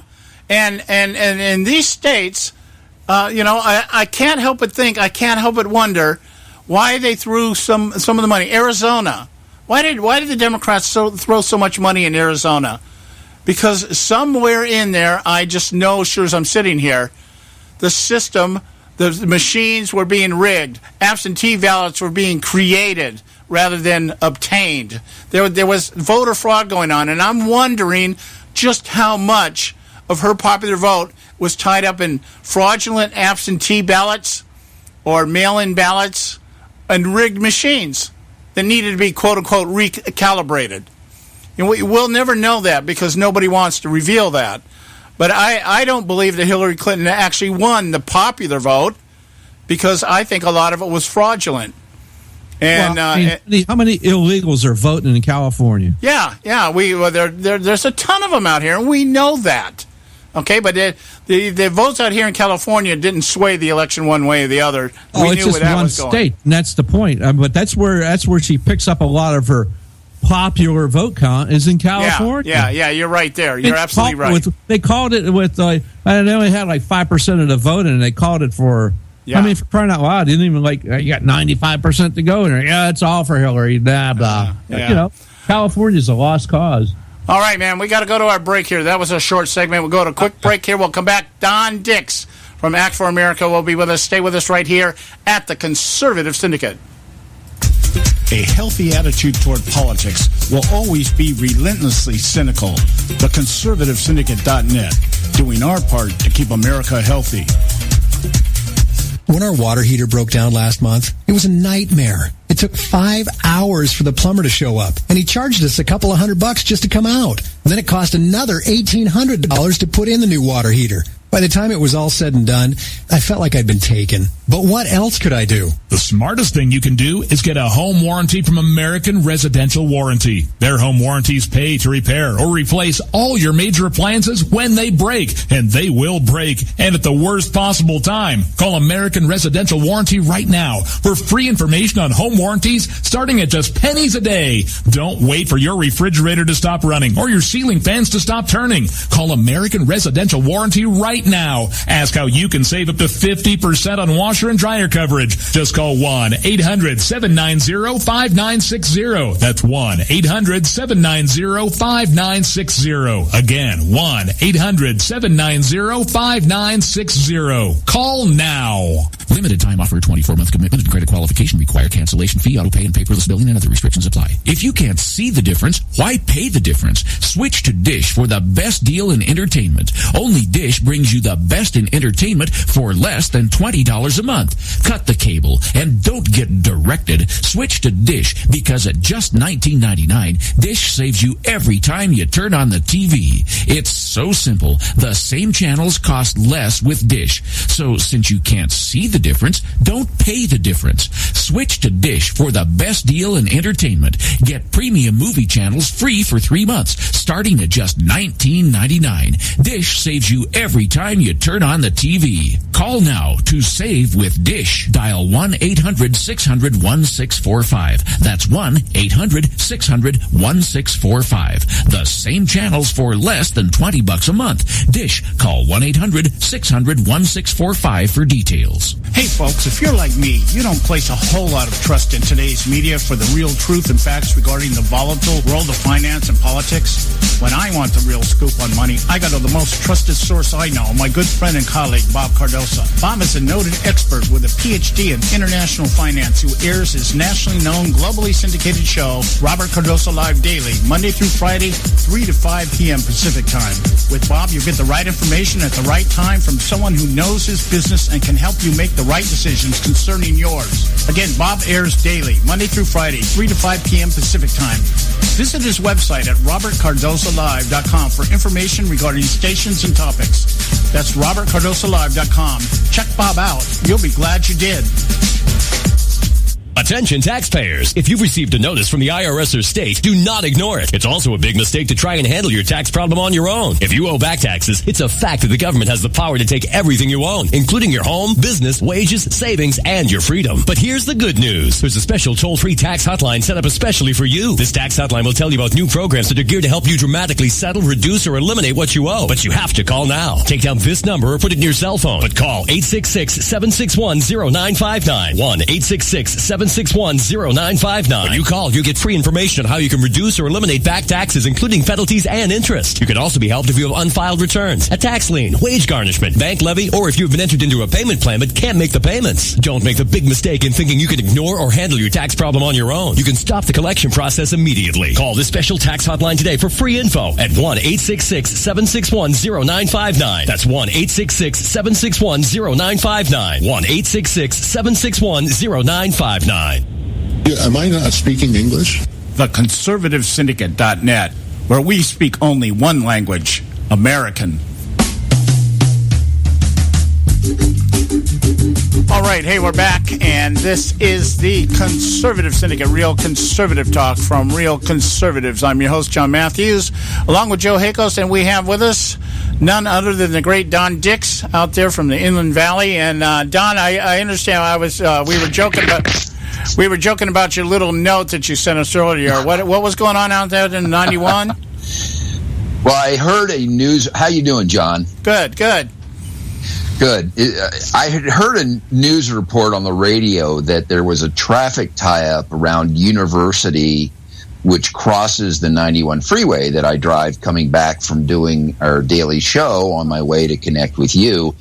And the news report was essentially saying there was police activity due to a large anti-Trump protest that possibly had spilled onto the freeway, and they were citing backups. So I didn't know what I was getting ready to encounter, so I shot you a quick note. But happy to report that whatever was going on had been moved away from the freeway, and there was no backup. But this is emblematic of what's going on across this country right now, as the sore losers are writhing in their political pain about what unfolded in America on November the 8th. It's just such a great thing to see these folks twisting in the wind over what they think is such a bad deal for America. Clearly, it's a bad deal for their ideology, but unfortunately, they didn't. They obviously skipped the class on the Constitution.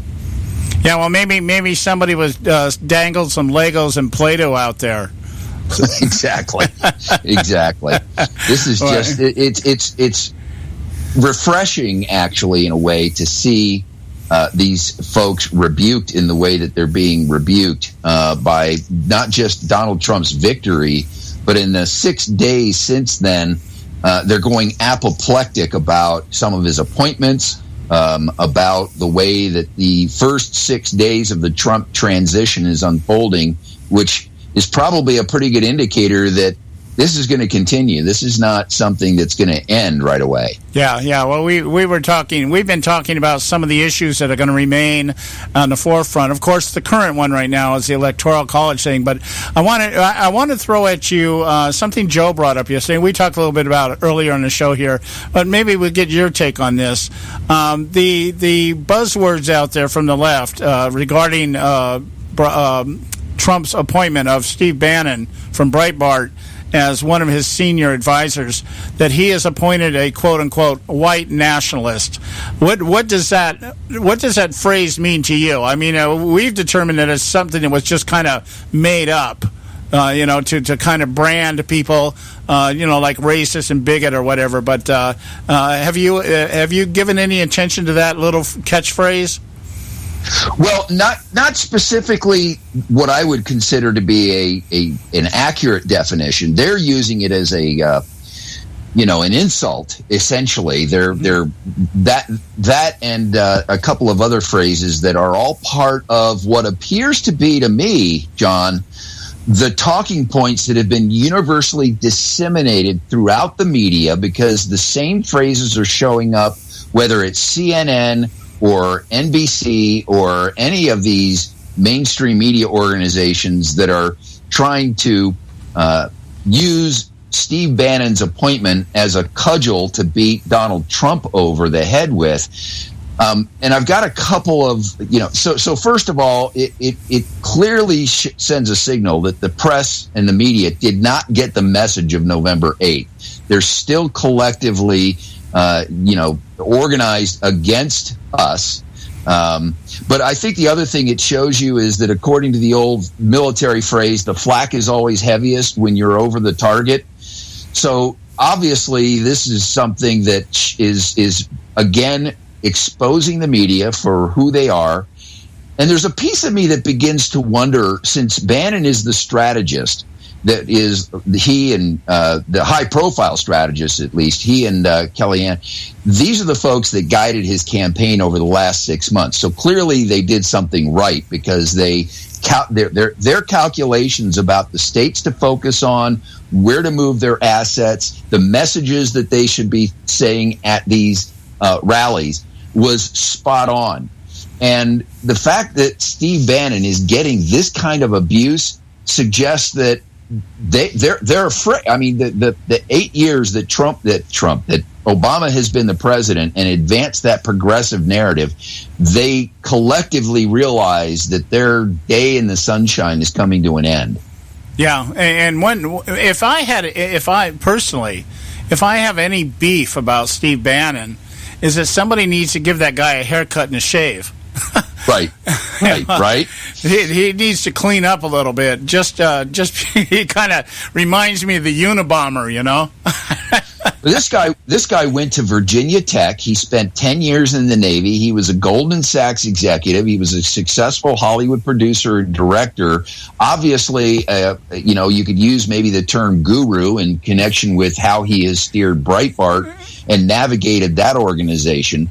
And I think the centerpiece of this is the Don Lemon segment, where Joel Pollak is standing up for his prior comrade, if you will, and they can't throw anything specific at Joel. He defeats every single argument, and when they throw the few articles up that seem to support their narrative, Joel beats it back by saying, look, these weren't necessarily articles that were supporting a particular point of view. We were reporting on it, something CNN has forgotten how to do. I loved it. Yeah. It was awesome. That was 3-on-1 and they still lost. Yeah, I know, right? So I think part of what's unfolding during this transition period that I'm keen to try to pay attention to is that, as a strategist, the goal during this transition period is to allow the media is to create these disguised sort of pits that the media is going to walk over and fall into, and I think this is the first one. And I think there's going to be more coming down the road, as because Donald Trump made no secret that part of the rigging he talked about in his many rallies is the fact that the media is so far in the tank for the progressive agenda, for the Clinton campaign, that they don't even realize how far extended they are, and all they're doing is giving them more fodder to continue to hang themselves with. Well, that will work to his advantage, won't it, when he finally starts trotting out the things he wants to do and the media starts coming after him? He can just basically say, look, guys, they hated me in the primaries, they hated me in the general election, and now they hate what I do. It's going to be, Obama tried to do that several times, but it fell on deaf ears because everybody knows the media was in a tank for him. I was surprised how many times he tried to use the media, blame the media for his shortcomings, when in fact nobody in the media was touting Barack Obama's shortcomings. That was pretty amazing. But I think this time it might just work. I wanted to ask you just off the top of my head here while you were talking here. The rumors that I'm hearing out there is that Kellyanne Conway will be the press secretary. What do you think? I think that would be an excellent move, don't you? I think Kellyanne could be a great pick. I think that the one that I've actually read that's hit the media today is Laura Ingraham is now in conversations, and it's being rumored that Laura Ingraham might even be in the running for that position. If you remember back to the Republican convention, Laura Ingraham delivered what I thought was one of the highlight speeches of the Republican convention. Since then, she's been on, had any number of appearances outside of her own radio show, where she has done a tremendous job of articulating what's unfolding. She's got a good head on her shoulders. Obviously, having the run that she's had as a talk show host has done her good stead, because, you got to do nothing but talk there. And that's, in fact, where Mike Pence got his start. He was, I think, for 6 years a radio talk show host before he segued into a political career. So, I think that Laura Ingraham could be equally good. And if Kellyanne Conway doesn't end up getting that position, I think there's something even better in store for her in the future. She doesn't necessarily, in my opinion, have to be in the public spotlight, because she's as, I think, brilliant a tactician as Steve Bannon was, because the two of them together deserve the yeoman's credit for, navigating the campaign during that period.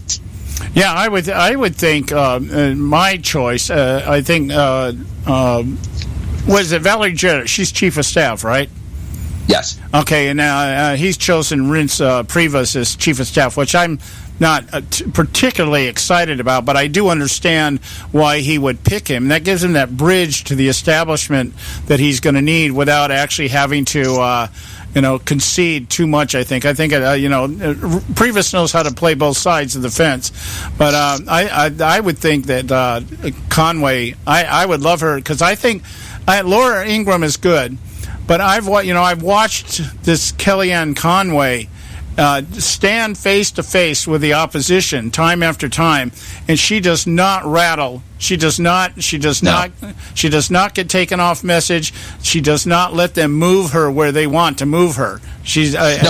In fact, she's masterful at the pivot, where she takes things and then throws it back in their face in a way that makes them very difficult to bat the ball back. Yeah, where Ingram. I think they're both possibly great choices. I just think Ingram is a little bit more ideologically, I don't know, more of an ideologue than Kellyanne Conway, and she's certainly going to be much more of a target in terms of the media coming after her. Whereas Kellyanne Conway, even the opposition acknowledges that this woman is sharp. That she, So I hope they make the right move there. Anyway, Joe, do you got any thoughts on whether Laura Ingraham would be good or not? I think she would probably do an all right job. I heard that, like Don was saying, I have heard that rumor that Laura Ingraham has been out there, and she would not confirm or deny that on a recent appearance on the networks. So who knows? I mean, she paid a price. I mean, she got. I don't know if you remember on Bill Maher's show, right at the beginning, she was absolutely laughed at when she said, out of the announced candidates, who has the best shot of winning? She goes, Donald Trump, and they just absolutely laughed at her unceasingly. Yeah. Look who's laughing now. I know that I'm not sure about Laura Ingraham. I know Ann Coulter early on in the process did the same thing, and that's featured. What's Coulter? Yeah. I'm sorry. I saw a little collage this morning on CBS News. They played a collage of all these pundits out there when other people said, Donald Trump was going to win. And the one that stood out to me was Ann Coulter when she was on Bill Maher. Yeah, that's it was. And they almost laughed her out of the house. I mean, but yeah, it's funny. The irony of this whole thing, I just can't get over it. I've been so giddy just because of just watching these people melt down. It's just great. Even Don Lemon last night on CNN, I watched him for a few minutes. He was rather subdued. He wasn't, it was kind of like, at times it seemed like he was fighting to find words. And that's with a teleprompter sitting in front of you, So it's very indicative of some things. I wanted to ask you one other thing about his selection so far, Don. We got about a minute and a half here. Sure. Prince Rebus. What do you think the thought is behind that? Why did Trump choose him? Well, I think a big part of what he's facing right now, of course, is this party unity thing with the establishment that clearly has a large presence in Congress, a large presence in the Senate. I think Reince Priebus did a yeoman's job once it was apparent that Donald Trump was going to be the nominee. I think Reince Priebus did a masterful job of bringing the party together, of keeping a cool head. I have, really no problems with, bringing in someone like that as chief of staff. I think that there's a lot of, Donald Trump throughout his career has showed an innate sense for being able to pick. There's a great example. I don't think I have time to bring it up, but he's demonstrated an innate sense for picking people for the right reasons, and he doesn't have any trouble saying you're fired. So if something happens down the road where his selections become marginalized for whatever reason, I don't think he'll have any trouble of bringing in the second string for those positions. Okay, well, that makes sense, and I'll get Joe's take on that when we come back here, because Joe and I haven't really talked about this, but we got to go to a break right now. Stay with us right here at the Conservative Syndicate. We've got Don Dix from Act for America. We'll be right back.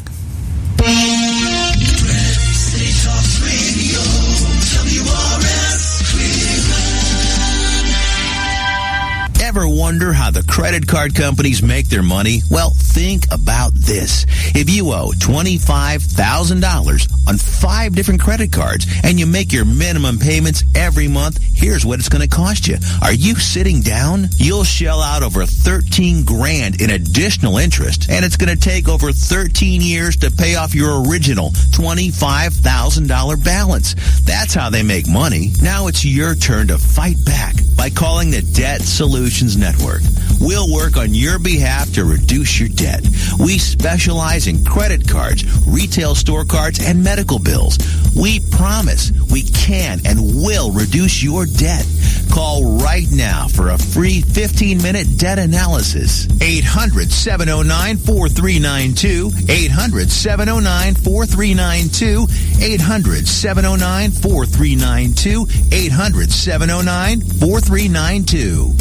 Expand your life with Expandovite. When I had a heart attack at 42, I was not sure what the future held. But a year later, the doctors could find nothing wrong with me and took me off all my medication. What did I do? I took a herbal mixture of garlic, cayenne, and a few other herbs mixed in liquid form. I now call this Extendovite. I would have never believed that a few simple herbs could actually change my life like they did. Now it's your turn to see what the powers of garlic and cayenne can do for you. For only $69.95 plus shipping and handling for a 2-month supply of either capsules or liquid, you too can begin on your path to better health. For more information, call 1-877-928-8822. That's 1-877-928-8822. Or visit our website at heartdrop.com. Expand your life with Expandovite. I've owned my company for 14 years now, and I can tell you that payroll is a 4-letter word. I hate doing it. It eats up hours I don't have, and it costs me money I could be saving.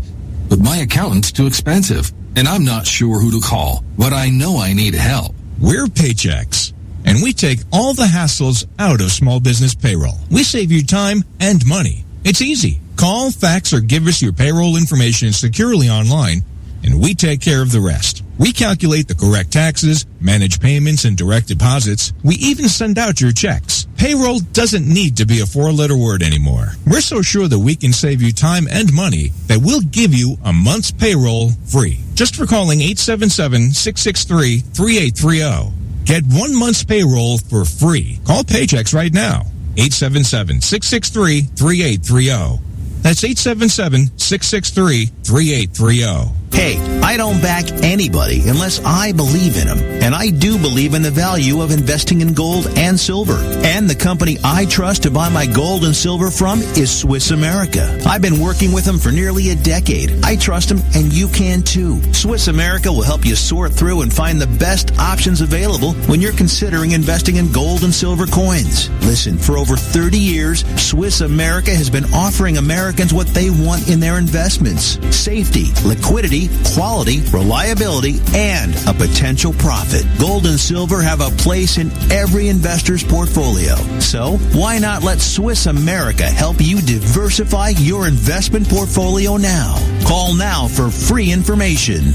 800-978-3907. 800-978-3907. 800-978-3907. 800-978-3907. If you've got joint pain, let me ask you a question. Would you like a high-quality knee, back, shoulder, or ankle brace at little or no cost?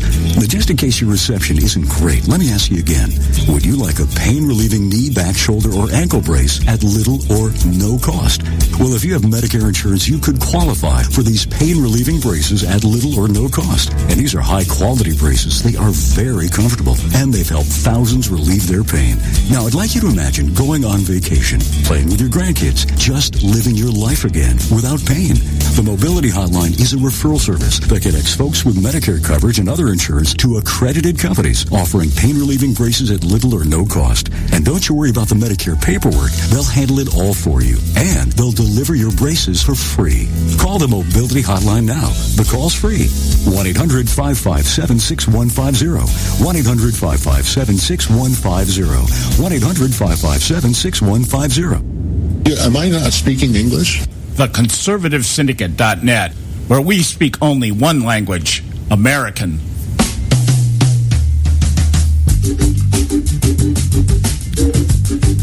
Okay, hey, we're back, and this is the Conservative Syndicate, real conservative talk from Real Conservatives. I'm your host, John Matthews, along with Joe Hakos. And we've got Don Dix from Act for America with us, has his own show out there in the Inland Valley, out there at AM 590, The Answer. And Don, Joe, I want to get Joe up here real quick here. Post it out here on our little timeline here. What's this article you got here, Joe? Is there been a formal announcement about Laura Ingraham, or are we still looking at the potential? Yeah, we're still looking at the potential. This is from the Hill. Really, if the establishment, Republicans want something to come out, they put it on the Hill, basically. And it says conservative radio host Laura Ingraham under consideration to be Trump's press secretary. And that's a tweet that they put out. But that was put out 3 days ago, which was, we already know that. So nothing official. But, to get back to Don's point about Mr. Trump doesn't have any qualms about saying you're fired. Mike Rogers has left the Trump team, and just like Christie was asked to leave the Trump team. So you're not going to play ball. Trump will make sure that you're not around. Yeah, and, you bring up Mike Rogers. He was concerning to me because, of course, he was the chairman of a committee that did an investigation into the Benghazi situation, and it was interesting that Trey Gowdy, his only comment about Mike Rogers being a part of and possibly in consideration of some post within the Trump administration, was that two of the people who served also on Trey Gowdy's select committee into Benghazi, who were also on Mike Rogers' committee, refused to sign off on Mike Rogers' report, but signed off on Trey Gowdy's report.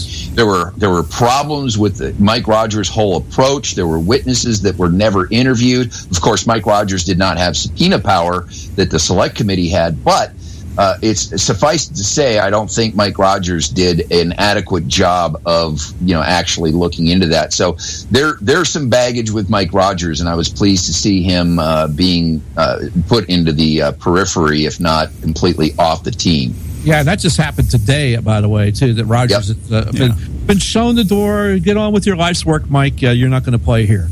Yep. Yeah, well, Joe brings up, I think, a really good point, and I think this is something that the media is really going to have a hard time dealing with, and that is Trump doesn't follow the usual political etiquette on anything.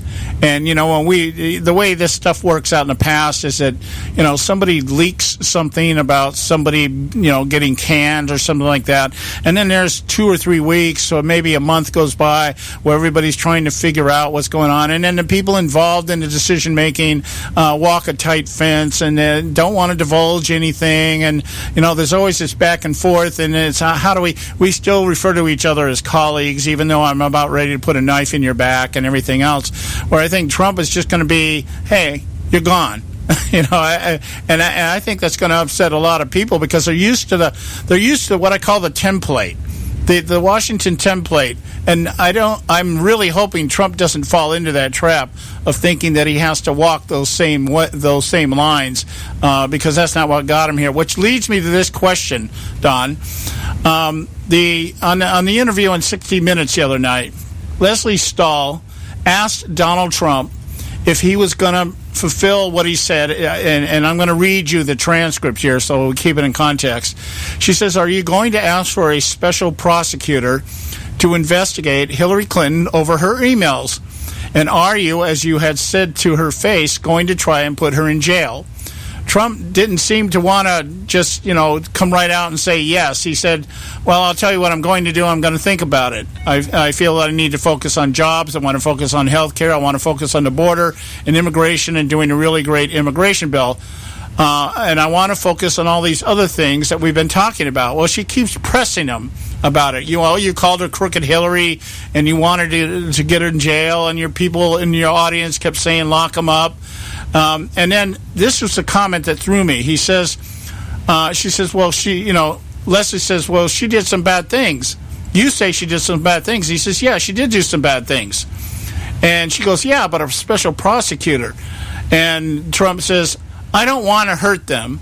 I don't want to hurt them. They're very good people. I don't want to hurt them. I'm like, what? Is he just walking the rhetorical line here? They're not good people.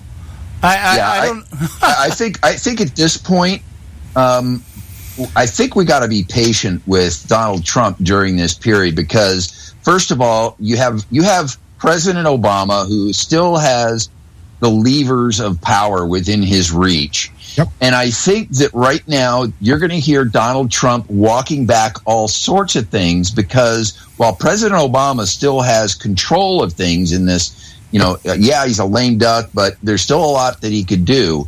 I think that part of the strategy is, if I were Donald Trump, is to keep these people off balance during this transition period. And one of the threats that, I think we have to be conscious of is that President Obama, who has the pardon power, could pardon Hillary Clinton. Well, if Donald Trump portrays himself, obviously there's two sides to this argument. We don't know what Donald Trump said, what was discussed in that 15-minute meeting that turned into an hour and a half. It could have been anything. Yeah. But where I'm, looking at this right now, and I could be wrong, is that, there may be the full intention to do something like that after Donald Trump is sworn in. But until then, maybe he's just trying to keep, President Obama off balance a little bit so as to not pardon Hillary. I don't know. That's my guess, because if he comes out, with the same kind of rhetoric he used to rally the troops during the campaign, I think he almost assures Hillary Clinton of getting an Obama pardon. Right. Maybe this is part of a strategy to make Obama think that, well, maybe Trump's a good guy. I certainly do detect in these late days since the victory, and even in the campaign speeches leading up to November 8th, we're seeing a Donald Trump that is coachable and is morphing into what everybody at the beginning said, I wish he sounded more presidential. And clearly in those campaign events leading up to, November 8th, we were watching and listening to a different Donald Trump, one who had mastered the teleprompter that helped him stay on message, but still made it sound like sort of his stream of consciousness campaign. And now in this transition period, I think he's trying to keep the left off balance. That's what I'm going with until proven wrong. And maybe, January 20th comes and goes the first 100 days. If he does let Hillary Clinton off, I'll be proven wrong. But I think that's the default mode I'm going to be in until proven wrong. Yeah. Do you think you concur with that, Joe? Well, I don't think he's like I said. I don't think he's shown. I don't think he's showing his cards. I think he's keeping everything under wraps. He's keeping it, like Don said. I think he's just keeping it, nice and calm. He doesn't want to force anybody's hand because let's face it. After he's in charge, what's he going to do? He cannot condone what happened. If Obama pardons her right now. That's on Obama, and basically it's a part of his legacy is he allowed her to basically have her own set of rules. Her own set of rules were the Hillary Clinton rules where she could do whatever it is, and because she was in the position to run for president, she was able to get away with it. Yeah. So that's what they want to have happen. Okay, that's on Obama. I don't think Trump's going to try to force him to do that, like Don said. So I think he's just kind of laying low and not show everybody his cards. Like he wouldn't talk about what he's going to do in the Middle East, that kind of thing. Yeah. He doesn't have to tell these people anything. And the other thing is, when he does become president, what he says publicly, he can work behind the scenes because ultimately it's going to be Congress that decides to do all that stuff. So maybe he's going to let Congress, because, Donald Trump still at this point, I mean, we've got these protests that turn into riots. We've got a seething left. And I think in this transition period, given every opportunity, like he did, for instance, on the few occasions where some Trump supporters have been, pointed at as acting out against, Hispanics and Muslims, he looked right in the camera and said, knock it off. Obama has yet. Hillary Clinton has yet to tell her supporters, hey, this isn't appropriate. Here you got Donald Trump telling a few people to stop acting out when you got the operatives of the Democratic Party and the progressive left going ape, across America. And it's almost like, according to the media and even to President Obama, it's almost like it's not even happening. Yeah, well, it's like they treat it as this is the norm. This is the norm. We should expect it. We should just live with this now.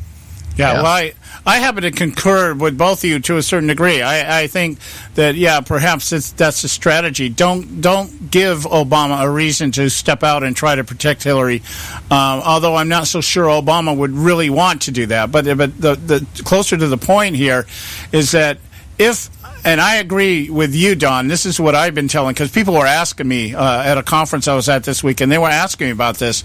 And I would say, well, Trump he has to at least make the appearance somewhere down the line here that he wants to hang Hillary, because that's what the people expected him to do. If he doesn't do what he says he's going to do, or at least make the attempt. So my thought was, turn it over to Congress and say, you go after, and I'll abide by whatever decision you people come to. And that keeps him out of the main crosshairs and allows and puts some power back into the hands of Congress and let them take the heat, because they need to be taking the heat.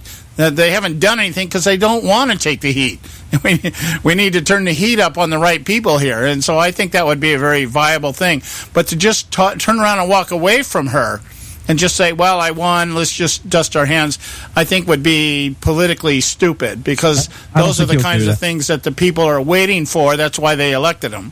Yeah, I don't think he'll just walk away. I think he'll do something after he's inaugurated. Yeah. Okay. We got to go to our break here, our short break. So stay with us right here at the Conservative Syndicate. We've got Don Dixon, of course, my good buddy and partner in crime, Joe Hakos. We'll be right back. There is an old saying, children should be seen but not heard. At no time is this more apparent than when politicians speak. TheConservativeSyndicate.net, the adult in the room. Hey folks, if you're like me, you don't place a whole lot of trust in today's media for the real truth and facts regarding the volatile world of finance and politics.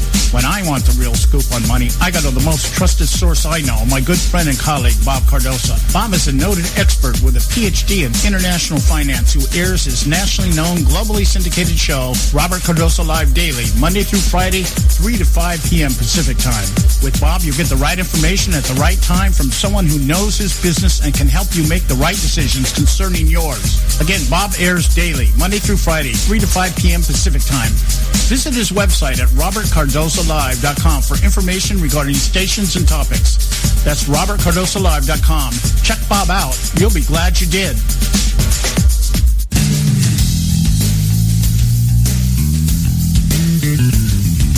History affirms a vibrant civil society thrives on freedom of conscience, religion, and choice.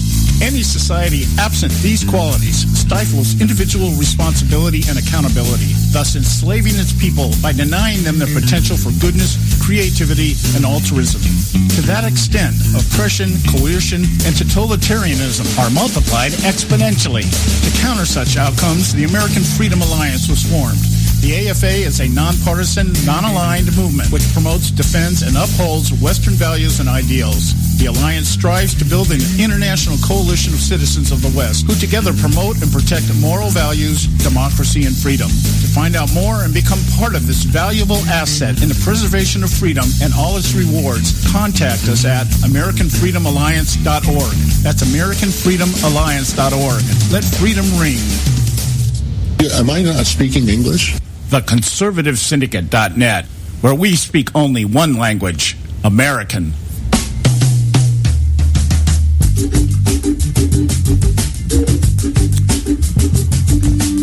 All right, hey, we're back. The Conservative Syndicate, real conservative talk from real conservatives. I am your host, John Matthews, Mad Prophet of the Airways, along with Joe, You Can't Handle the Truth, Hakos. And we have Don Dix from Act for America. I want to move on. One of the things in the Donald Trump interview here, because this was, for all intents and purposes, my motivation for voting for Trump. And that is the Supreme Court appointments. And we know that, well, he's got to make one and perhaps 2 to 3, maybe even up to 4, depending on, how things play out here over the next 4 years. And Leslie Stahl asked Donald Trump about that and seemed to almost try to take Trump to task over the idea that he would appoint Supreme Court judges that might lead to the overturning of Roe versus Wade, like, some kind of cardinal sin. And Trump, I thought, played it very well, where he basically said, well, if, this is something, see, once Trump makes the appointments, he's really out of the picture. He can't go and try to tell the Supreme Court what to do. Obama tried to do it, and we saw that didn't always work. But here's the point, is that Trump kind of played it off and said, I think, fantastically dealt with it by saying, hey, if it happens, it happens, and it goes back to the states. And that's the way it should be. And she even pressed him on that, saying, well, but then people can't get abortions. He said, well, maybe they need to go to another state. I thought he handled that one brilliantly. So my question to you, Don, at this point, who do you think? I think Ted Cruz has already been eliminated. I guess he said he doesn't want it. So who do you think that Trump, out of that 20 people on his list, who's he going to go for? Do you have any thoughts? I'm going to be very transparent here and tell you that the law, I'm not an attorney. I've never even played one on TV. I don't know the ins and the outs of the names that he has proposed. All I can tell you is that when he came up with his list that was developed with the help of a number of different conservative think tanks, by and large, the right said, wow, that's a dream team of possible picks. So, I know that there are certain issues that are at the top of the list that these potential judges need to be clear on. Obviously, abortion is one of them. Obviously, the Constitution, Second Amendment, all of those things are the domain, commenting on whether or not these potential judge picks are going to be originalists or, God forbid, a living constitutional theorist. Every one of them was an originalist, which is, what Scalia, we all loved about him, was that he was a very clear about the way that he interpreted the Constitution. And based on that tick list, if you will, everybody that was in his list met all of those qualifications. So as far as a favorite pick of those, I honestly, I don't have them. I haven't spent any time looking through that list and trying to filter that out. That would probably take someone like me a week to do, and I just haven't done it. But That was obviously the reason that most of us voted for Donald Trump, was that we were in fear of what would happen to the Supreme Court over the next several generations, given the opportunity that Hillary would have to move the court further left. So, thank God, November 9th, we woke up to a Donald Trump presidency because of that one issue. Yeah. Yeah, well, I know that the way the media is going to go after this, because when I looked at some of the initial stuff out there, looking at the New York Times, the way that they played it was Trump's selections consisted of 6 federal appeal court judges appointed by President George W. Bush and 5 state Supreme Court justices appointed by Republican governors. But then they go on with the tagline. This is the buzzword: all are white and 8 of the 11 are men. And so that's going to be the argument. That's going to be the argument that comes out of the leftist machine here, no matter who he selects, especially if he selects a man, that kind of thing. So, well, it's a good thing that the press doesn't have the authority to go ahead and confirm these people. That's up to the U.S. Senate, which is going to be run by the Republicans. Ha ha. Yeah. It remains to be seen. I'm like you, Don. I haven't really sat down and vetted the choices out there and said, okay, what would be a good one and what wouldn't be a good one, that kind of thing. I think, to be honest with you, most of us perhaps really didn't think outright that Trump was going to win the way that he did. I thought, the silent T's were going to vote and that he would pull this thing out. I didn't think it would be by the electoral margin that he did. I think he's ending up with, I saw one article today, 306 of the electoral votes by the time this thing is all over. Right. And, that was the margin everybody thought Hillary was going to win by. Yeah, and regarding the election, here's the other thing that I think I've really spent a lot of time ferreting out. A lot of us, particularly because you and I, John, live within California, our worldview of America and the Republican Party and conservatism in general was very fatalistic. It was, we were close to the end of the earth. But this election has revealed that,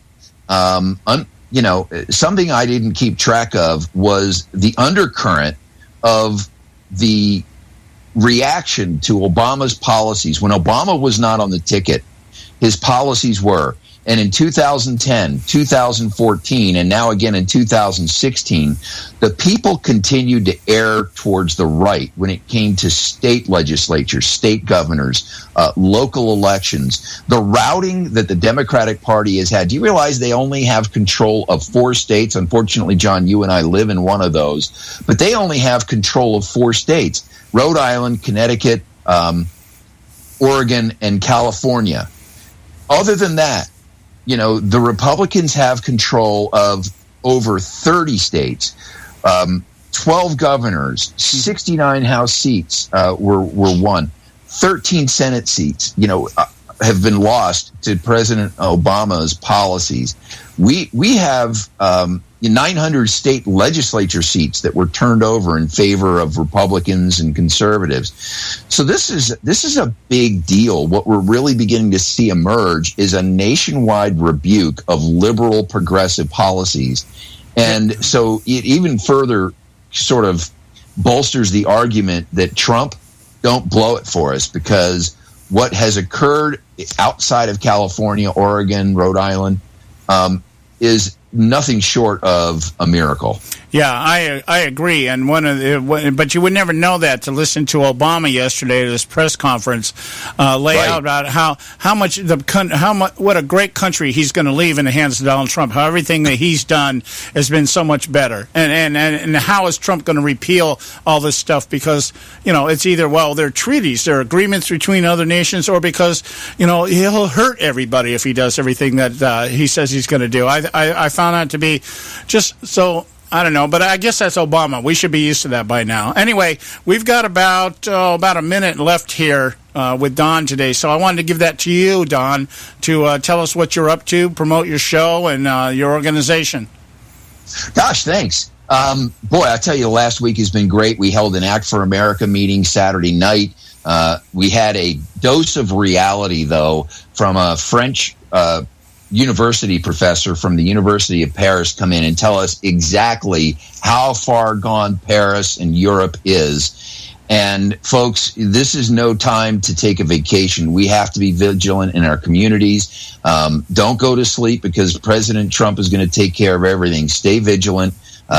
We have a lot of work to do to continue this wave, if you will. So you can go get more information about Act for America at actforamerica.org. Our daily show can be heard on the internet or get our app at AM 590, The Answer. And that's our daily show, and I'm pleased to share that with Jennifer Horn, my co-host, who now has become a permanent part of The Morning Answer with Ben Shapiro, Brian Whitman, and Alicia Krause. Outstanding. No, you're very deserving of that. Okay. We thank you so much, Don, and we'll be in touch with you again during the week. Okay, it's always an honor. Thank you, guys. All right. Okay, guys, we'll be back on the air tomorrow. Same time here, 3 o'clock out here on the left coast, 6 o'clock on the east coast, and somewhere is prime time all the time. Just look us up. Go to our website, theconservativesyndicate.net. God love you. We'll talk to you tomorrow.